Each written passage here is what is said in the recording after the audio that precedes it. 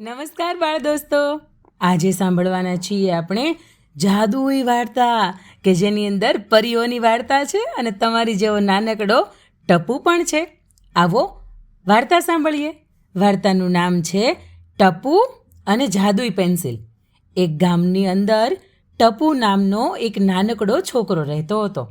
એને ચિત્રો દોરવા ખૂબ જ ગમતા, પણ એની પાસે રંગો ન હતા અને એક જ પેન્સિલ હતી અને એ પણ સાવ તૂટી ફૂટી ગયેલી. એક રાત્રે જ્યારે ટપુ ઊંઘતો હતો ત્યારે સ્વપ્નમાં એક જાદુઈ પરી આવી. કેવી પરી આવી? જાદુઈ પરી આવી. એમણે ટપુની તૂટી ગયેલી જે પેન્સિલ હતી ને એને સ્પર્શ કર્યો અને કહ્યું, આ હવે એક જાદુઈ પેન્સિલ છે અને ટપુ, તું જે પણ દોરીશ એ હકીકતમાં બદલાઈ જશે. ટપુ તો મરકતો સૂઈ ગયો.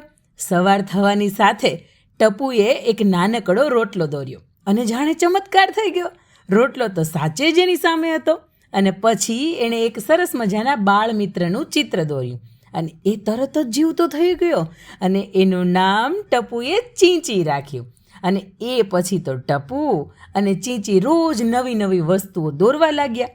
ક્યારેક રમકડા દોરે, ક્યારેક મજાના રસ્તા દોરે, ક્યારેક રંગબેરંગી ફૂલોના બગીચા દોરે.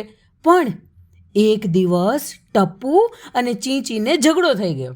બંને એકબીજાથી રીસાઈ ગયા અને ટપુએ જોતજોતાની અંદર ગુસ્સાની સાથે ચિત્રની અંદર વાઘને દોરી દીધો અને ગજબ થઈ ગયો.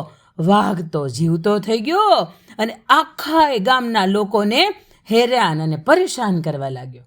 ટપુભાઈ તો ગભરાઈ ગયા અને એણે તરત જ રબરથી એ પેન્સિલની અંદરથી જે ચિત્ર બનાવ્યું હતું ને વાઘનું, એ બિલકુલ ભૂંસી નાખ્યું. અને એ દિવસે ટપુએ શીખ્યું, શક્તિ મેળવવી ખૂબ સારી વાત છે, પરંતુ તેનો સાચો ઉપયોગ શીખવો એ સૌથી મોટી સમજૂતી છે.